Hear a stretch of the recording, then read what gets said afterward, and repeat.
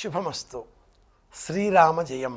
చైత్రమాసంలో పాటించేటటువంటి ప్రత్యేక విధి ఒకటి ఉంది. ఆ విధి మనం పాటించిన ఎడల మన జాతక చక్రంలో ఉన్నటువంటి కుజదోషం తొలగిపోతుంది. కుజదోషాన్ని తొలగించే చైత్రమాసంలో పాటించవలసిన ఆ ప్రత్యేక విధి ఏది? కుజునకు సంబంధించినటువంటి పదార్థాలు ఎరుపు రంగులో ఉంటాయి, కారం రుచిలో ఉంటాయి.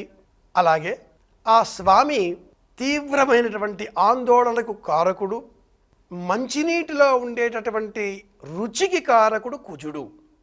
సోమవారం చంద్రునికి సంబంధించిన వారం, అంటే సోమవారం కూడా నీటికి సంబంధించిన వారం. ఈ కారణాల చేతనే సోమవారం నాడు శివాభిషేకం తప్పనిసరి అంటూ ఒక ఆచారాన్ని, సంప్రదాయాన్ని ప్రాచీనులు మనకు తెలియజేశారు.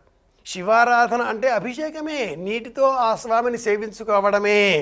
కుజ సంబంధమైన జాతకంలో ఉండే దోషాలని తొలగించుకోవాలి అంటే శివారాధన చేయాలి. ఓం నమః శివాయ అంటూ మంచి నీటితో శివాభిషేకం చేయాలి, నీటిని వినియోగించి సేవించాలి. అలాగే చైత్రమాసంలో అయినప్పుడు చలివేంద్రాలను చైత్రమాసంలో సోమవారం నాడు ప్రారంభించాలి. చంద్ర మంగళ సంయోగం అంటుంది జ్యోతిర్విజ్ఞానం.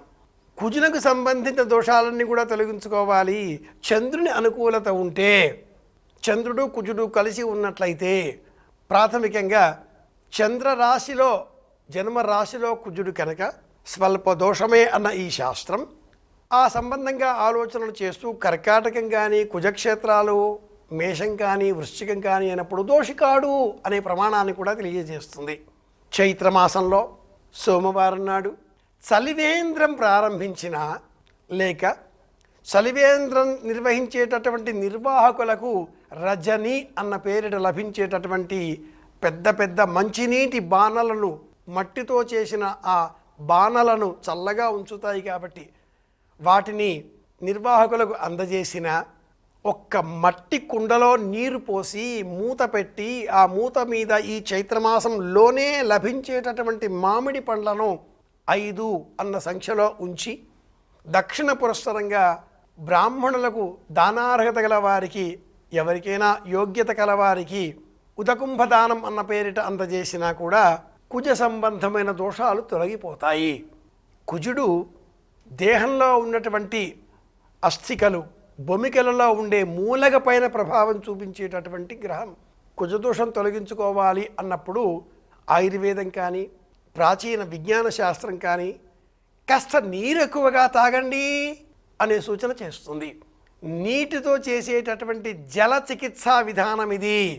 ఉదయం, మధ్యాహ్నం, సాయంత్రం ప్రామాణికంగా 3 గంటల ప్రమాణంలో ఒక కొలపాత్ర నిర్ణయించుకొని ఆ పాత్రతో మనం నీరు త్రాగుతూ ఉంటే సుదీర్ఘకాలంగా బాధించే సకస్త రోగాలు కూడా తగ్గిపోతాయి, సమస్త రోగాలు తగ్గిపోతాయి. దానికే జల చికిత్సా విధానం అన్న పేరు ఉంది.